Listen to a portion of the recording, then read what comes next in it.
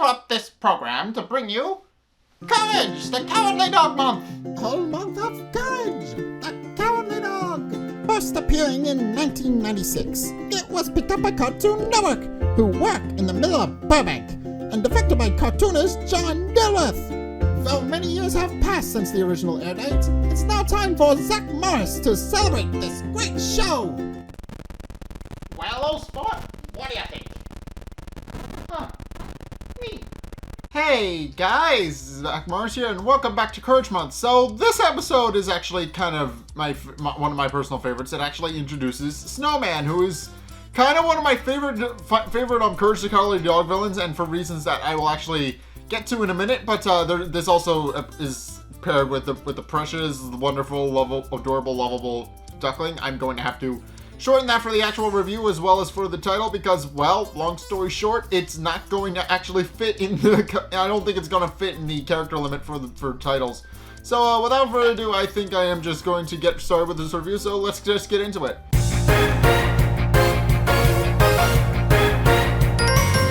Okay, so as I mentioned, the Snowman Cometh actually introduces one of my favorite villains for Courage the Cowardly Dog, for the main reason being that his entire thing is that he just makes a bunch of James Bond references, which is really, really funny.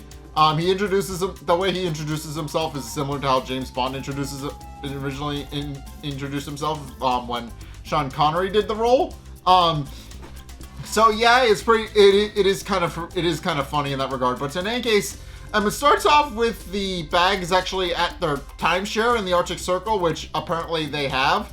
Apparently, according to Eustace, he had signed up for a timeshare a while ago, but didn't read the fine print and thought it was actually going to be a tropical resort, and instead it wound up being an igloo in the middle of the Arctic. So he's kind of complaining about how cold it is. And Courage kind of agrees with him if that's way too cold. But Muriel merely points out that they'll be fine once they get some hot soup in them. And that she's actually making some hot soup for all of them. But also tells Courage that he needs to go get some firewood since they're running a bit low and the fire's dying down a little bit. And while Courage is initially reluctant to go get some firewood, he eventually goes out after Eustace yells at him to go get the firewood before they freeze to death. So Courage then proceeds to just leave the igloo and just kind of go look for an actual some actual firewood. And eventually he stumbles across a snowman, which he remarks he didn't make and doesn't know where it came from. So he then proceeds to pluck the snowman's arms after Eustace yells at him again to go get some firewood from inside the igloo. So he takes one of the snowman's arms, only for the snowman to be revealed to be the snowman, and then proceeds to yell at Courage for taking his arm and demanding he give it back. So Courage does exactly that, then screams all the way back to the igloo and tries to warn them about what's going on, about what he saw. But Muriel points out that it's probably just some silly thing that's just passing through, and proceeds to point out that it'll likely pass by the time they finish eating. So they all sit down and enjoy some hot soup. But Eustace quickly finds out that the soup is actually frozen and therefore inedible. And Muriel even laughs a little bit, pointing out that it's kind of funny that the hot soup is actually froze up, and wonders if Courage is actually froze up as well. And in truth, it is. And in a kind of a comical scene, Courage was actually eating the soup as it was freezing up. So his tongue wound up getting stuck in the bowl instead. So now his tongue is stuck in a bowl of soup, and he's actually trying to bash the ice, the now icy soup against the walls and floor of the igloo in an effort to try and break it and get it off his tongue. At which point the snowman shows up and actually pokes his head into the igloo and chuckles to himself. And Courage sees the snowman out the window and proceeds to try and once again warn Eustace and Muriel about what's going on.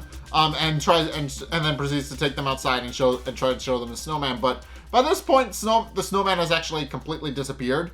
And it's kind of a little miraculous about how fast he moves. But Eustace finally decides he has enough of Courage's antics and tells him to go get the firewood and not come back until he does.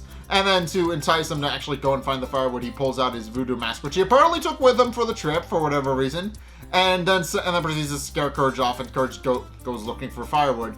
And then Muriel beats Eustace over the head with her frozen soup, which is kind of a variation of the beating her with the rolling pin, because obviously her rolling pin's at home, so she has to make do with whatever it is she has on her at the time. But as Courage is actually looking for firewood, we actually get a cutaway of the Snowman actually explaining his motivations. As it turns out, as he explains, he used to have a bunch of friends, and he's even reminiscing about all of his friends and loved ones that he used to have. And case in point, he's traveling through a hallway full of pictures of all of his friends and loved ones. But remarks that there used to be so many more snowmen, and sadly they're all gone now. And he kind of laments on the fact that he hopes he can actually preserve the legacy of the snowmen if he absolutely has to, because, as he explains, snowmen apparently ruled the Earth at one point, but global warming has caused them all to die out, and he's more or less the last one. So, at which point, it's at this point where Courage, still looking for the firewood, actually sees the trail leading to the snowman's lair, and despite his best judgment, decides to follow it, but gets lost in a blizzard, winds up falling off a cliff because of that, rolling down a hill, turning into a snowball, and then going into the entrance anyway. So he wound up in the right place, but it wound up being a lot more chaotic than he was banking for. But he does wind up hitting a wall inside the cave and losing several of his teeth. And he even chuckles to himself because he feels like that's kind of comical and deserves a laugh. And that's just a recurring thing with Courage. But in any case, Courage then starts hearing the snowman mumbling to himself. And he goes to investigate. At which point it's revealed that the snowman is actually a genius scientist. As it turns out, he's been running experiments to try and figure out a way to actually keep himself from melting so that he doesn't join his friend's fate. And as he explains in his kind of made up pseudoscience for the show, as he explains, the reason humans don't melt is that they actually have a gene that prevents them from melting, and that if snowmans have the gene, they won't melt either. So he's trying to and when he realized that there were actually two humans nearby, he decided to actually finalize his research so they could actually distract the melting gene from them, and use them as test subjects, which Courage realizes is a very big problem, and runs off to go and find Muriel and Eustace and warn them that the snowman is coming. But he actually winds up walking on an ice patch and breaks it open and falls in and freezes solid. So he's unable to get back before the snowman does. At which point the snowman rings the doorbell, which apparently the igloo has. And Eustace pokes his head out to see who it is, pointing out that Courage better be back with the firewood. But when it turns out to be the snowman, he actually panics a little bit. And again, the snowman introduces himself like James Bond does, which is, again, is like the most iconic point of his character. He makes copious James Bond references, and he's kind of a cool villain, pun very much intended. But in any case, Courage does eventually break out of the ice and gets back to the igloo, only to realize too late that Eustace and Muriel are since gone.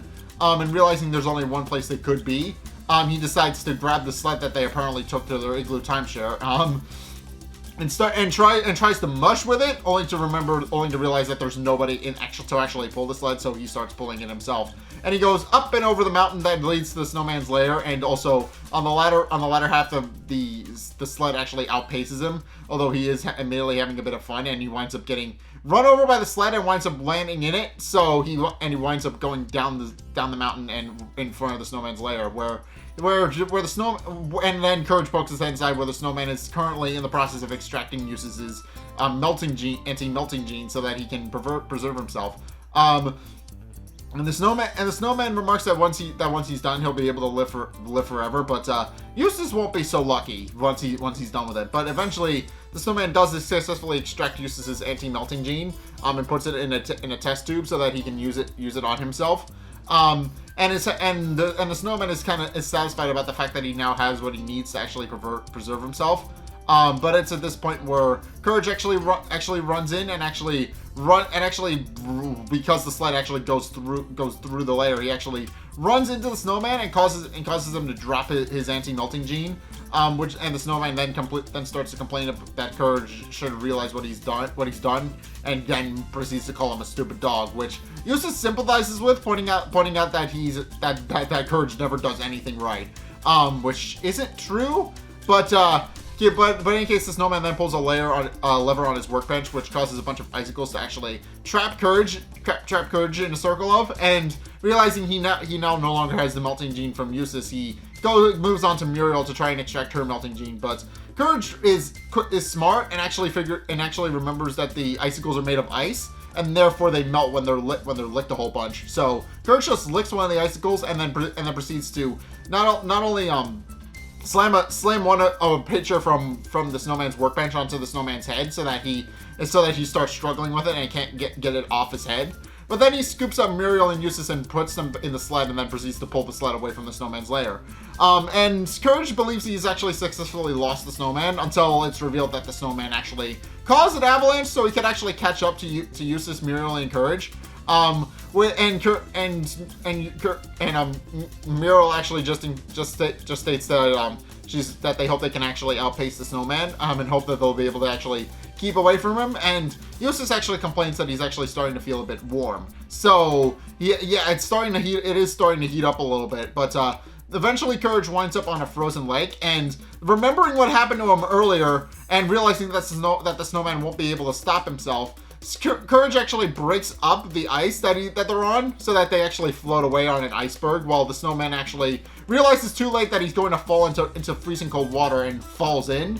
But he later remarks that he doesn't feel all that bad about losing, since he ultimately got what he wanted anyway. He fell into some ice and wound up preserving himself that way. So yeah, the snowman winds up winning, kind of, sort of. Because at the end of the day, yeah, he didn't get the anti-melting gene that he was after, but he still wound up preserving himself, even if it didn't take the shape that he wanted. So at the end of the day, he won and wound up being and is happy because of it. But in any case, while the snowman is lamenting his quote-unquote victory, Eustace actually successfully melts and actually turns into a puddle. With Muriel and Courage only really kind of taking a moment to kind of lament on the fact that Eustace is melted, and are just hoping that they can actually do something for him. And Courage winds up scooping him up and sopping him up with a sponge.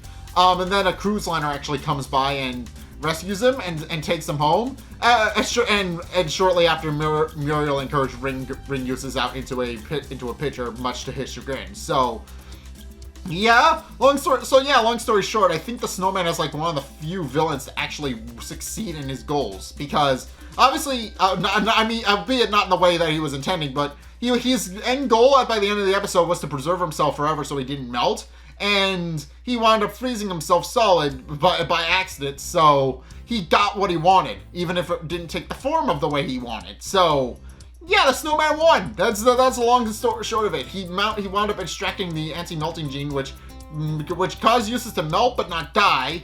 And then he wound up being preserved in ice forever, which is going to presumably keep him from melting for the foreseeable future, which is what he wanted. He didn't want to melt. So yeah, long story short, the snowman is kind of a cool villain, and I do like him. But in any case, onward with the next review then.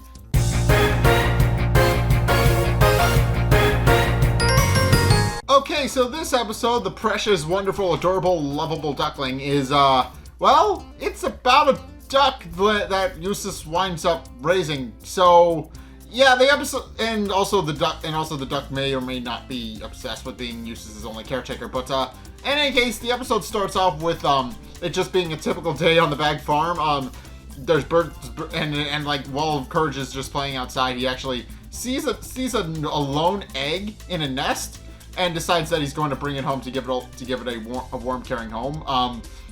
So he picks it up in his mouth gently and brings it to Eustace, who is in the middle of making breakfast and can't find anything to eat. So when Courage actually brings the egg back to him, his first instinct is to cook it and try to make it into an egg, into a scrambled egg, so he can actually eat breakfast. But while Courage is panicking a little bit about the fact that Eustace is about to cook an egg that very much was going to become a beautiful bird, it actually does become a beautiful baby bird, and actually winds up being hatching into a duckling, which quickly imprints on Eustace. Although Eustace is a bit reluctant to love it, and tries to and actually pushes it away, and then complains about how the dog brought him an egg, about how Courage just brought him a spoiled egg, and it could have killed him.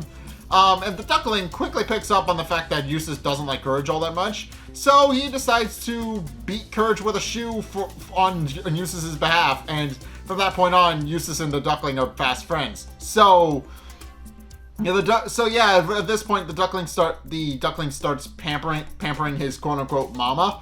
And the first thing he does is actually bring Eustace his slippers and newspaper, which Eustace is happy about. And Muriel actually sees the Duckling and how kind it is to Eustace, and it is heavily implied that she's the one who gave the episode its name, because it's based on her thing that she calls the Duckling throughout the episode. But she then proceeds to pet the Duckling on the head and tell it that it's such a precious little Duckling. And then proceeds to bring Eustace a cup of tea, which the Duckling doesn't take too kindly toward, and actually breaks the teacup, actually throws the teacup away, and pulls out his own tea set complete with sandwiches, and then gives Eustace his own set of tea and a sandwich to munch on while he's reading his paper. At which point Courage understandably scolds the Duckling, pointing out that Muriel worked hard on that tea, and obviously Courage is trying to defend Muriel on her behalf. So the Duckling retaliates by taking the now empty teacup and shoving it on Courage's head, and so he wobbles into the kitchen, unable to see. At which point, Muriel asks what happened to him and why he has a teacup on his head. So he pulls out a picture of the duck and tells her that it was the duck who did it. But Muriel doesn't believe him, pointing out that the duck is so kind and precious and that it would never. And then proceeds to just pull the teacup off of his head and tells him to be more careful in the future. So it's at this point where Courage actually goes back into the main room, and they kind of just chill out for a bit. At which point it becomes very late, and Eustace is asleep in his chair by this point. So Muriel brings him a blanket before falling asleep in a rocking chair herself. And the Duckling, upset over the fact that she brought Eustace a blanket, tries to saw the legs off of a rocking chair so she falls out of it. Which Courage notices and stops before it could escalate any further. But it's at this point where the duck starts calling for Eustace, and Eustace sees that the duck sees Courage with the saw and takes the duck's side and kicks Courage out. At which point Courage decides that the duck has to go, and burrows his way back in that house via the basement, and proceeds to go back in that house and try to find the duck before it could cause any further damage. And it's at this point where Muriel has actually drawn a bath and is actually soaking for a bit before bed. And Courage actually comes into the house at around this time and sees the Duckling, and also sees it carrying a bag of cement upstairs. And Courage yells at the duck to stop, but the duck doesn't listen and keeps going on its merry way. So Courage chases it into the bathroom, where he discovers that the Duckling is trying to trap Muriel in her bath by turning her bathwater into cement. So Courage understandably panics and throws the duck away from the bath before it can do any further harm. But the duck then once again calls for Eustace, who tells Courage to get away from him because he's his pal. And then proceeds to kind of separate them and tell them to knock it off. At which point Muriel realizes that there's everybody is in the bathroom with her. And kind of panics because everybody can see her naked. So, and everybody averts their eyes, although the Duckling kind of decides to peek at her a little bit, which Courage elbows him in the stomach for.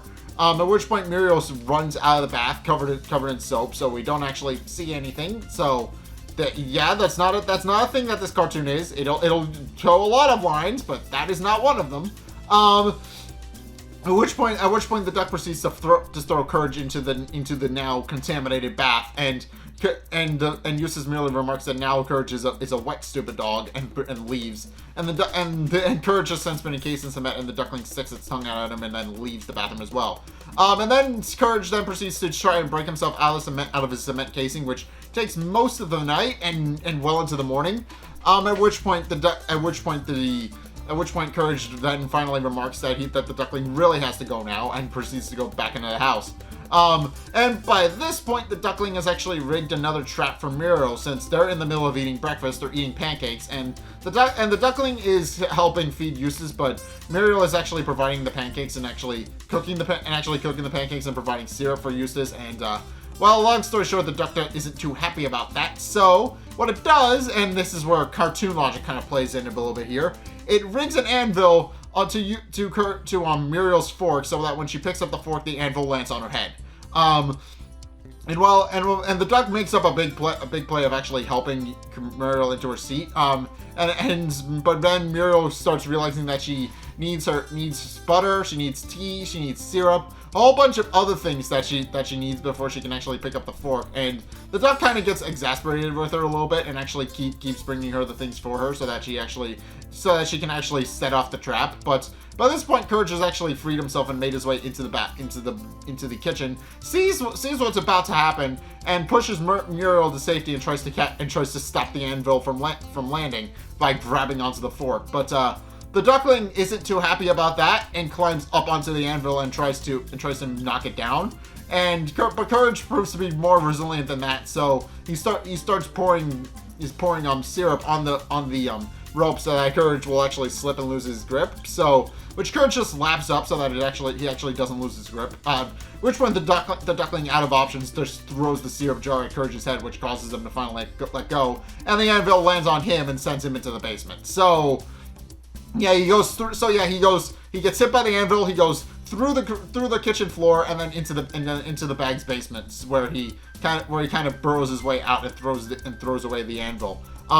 So at which point the duckling has stopped trying to be subtle and is just planning to launch Muriel into space and actually ties her up and gags her, which Muriel isn't too happy about, and even curses out the angry duckling a little. Let's just call him the ugly duckling at this point. The ugly duckling, she starts cursing him out and calling him a not so precious, lovable, the wonderful duckling that she's been calling him. At which point Courage uses what are they called? Plunger shoes to actually climb into the attic, sees what's going on, and then proceeds to start untying Muriel. But in the process of the duck putting the finishing touches on the rocket, his wing actually gets stuck and he can't get it out, and he starts calling for his mom, who is currently very, very cozy and unwilling to get up. But once Eustace actually hears the duckling crying out for him, he immediately runs into the attic. At which point Courage, realizing that he doesn't really hate the duckling, and realizing that he shouldn't let the duckling just go off and meet his end on the moon, decides to actually try and help free him. But it's at this point where Eustace barges in, realizes that Courage may or may not be trying to hurt him, and actually separates him.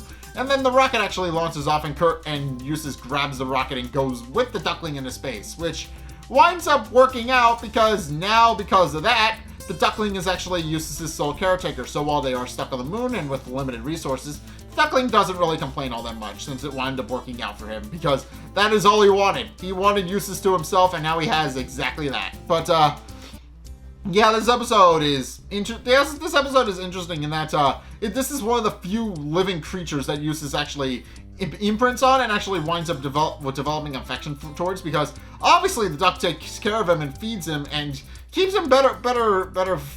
Obviously, since Muriel is often distracted with Courage, this wound up being an ideal situation for Eustace. He wound up getting all of the service of having a pet and a caretaker without having to go through Eustace without having to go through Muriel or Courage, and either of them helping him. So he wound up getting what he wanted. He wound up just having somebody to care for him, which is all he really wanted, and that's implied to be the reason why he hates Courage so much, because Courage kind of distracts Muriel a little bit from actually taking care of him and feeding him and doing a whole bunch of other things. So yeah, dude. So yeah, this is one of the few instances where Eustace actually likes an actual other living being. So yeah, kind of an interesting episode. And it's interesting that the duckling is only really an antagonist because it wants Eustace to itself and doesn't really want anybody else taking care of him. So yeah, that's the only reason it's an antagonist at all. It wants its mama to actually just be in its sole care, and obviously Muriel and Courage are a thing that exists. So in any case, that's my review of both of those episodes. What did you guys think? Let's get a discussion going in the comment section down below, or over on my Discord server, link in the description. Anyway, Thank you guys so much for watching. If you enjoyed, be sure to like, comment, and subscribe. Also, be sure to follow me on Twitter in the description below. Be sure to check out my Patreon in the description below as well if you want to help support me, because obviously this is a very big project. So if you guys can help support me, I would very much appreciate it. And also, if you want to see more content from me, then be sure to check out the videos linked in the end screen. The top video is the most recent video. It may or may not be this one, it may or may not be courage related. Whereas the bottom video is the video recommended to you based on what you've already seen from me, and again, may or may not be courage related. So, if you guys want to try either of those videos, again, link is in the end screen. Be sure to go check both of those out if you have time for them. And also, be sure to check out my Twitch, because I stream every Sunday at 2:30 Eastern Standard Time. And currently I'm streaming horror games to go along with Courage Month, so if you guys want to go see those, by all means, link is down in the description. But in any case, thank you guys so much for watching, and until next time, I will see you guys in the next video. Peace!